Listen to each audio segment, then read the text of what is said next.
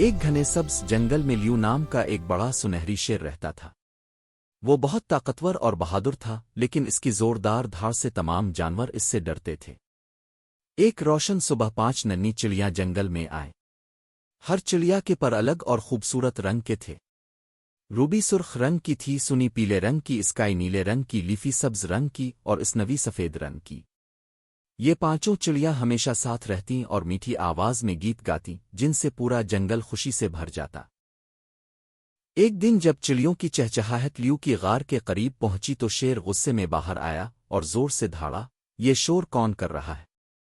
ننھی چڑیاں ڈر کر درخت کے پیچھے چھپ گئیں، مگر بہادر روبی آہستہ سے آگے بڑھی اور نرمی سے بولی، ہمیں معاف کر دیجئے شیر صاحب، ہم صرف جنگل کو خوشیوں سے بھرنا چاہتے تھے۔ لیو حیران رہ گیا کیونکہ کسی نے اس سے اتنی محبت اور نرمی سے کبھی بات نہیں کی تھی۔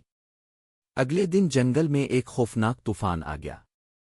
تیز ہوائیں چلنے لگیں اور موسلا دھار بارش نے لیو کی غار کو پانی سے بھر دیا۔ طاقتور شیر بھی پریشان ہو گیا۔ تب پانچوں چڑیوں نے مل کر اس کی مدد کرنے کا فیصلہ کیا۔ لیفی بڑے پتے لے آئی تاکہ غار کا منہ ڈھانپا جا سکے، اسکائی بارش میں راستہ دکھاتی رہی، سنی خوشی کے گیت گا کر سب کا حوصلہ بڑھاتی رہی، اسنوی نرم پر لے آئی تاکہ لیو کو گرمی مل سکے، جبکہ روبی سب کو بہادری سے کام کرنے کی ہمت دلاتی رہی۔ یہ سب دیکھ کر لیو کی آنکھوں میں نرمی آ گئی۔ اس نے حیرت سے پوچھا، تم میری مدد کیوں کر رہی ہو؟ روبی مسکرائی اور بولی، کیونکہ مہربانی خوف سے زیادہ طاقتور ہوتی ہے۔ اس دن کے بعد لیو کبھی تنہا نہیں رہا۔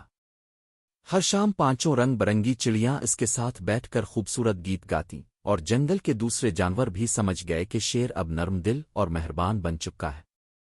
یوں شیر اور 5 ننھی چڑیاں جنگل کے سب سے اچھے دوست بن گئے۔ کہانی کا سبق: مہربانی اور دوستی سب سے سخت دل کو بھی بدل سکتی ہے۔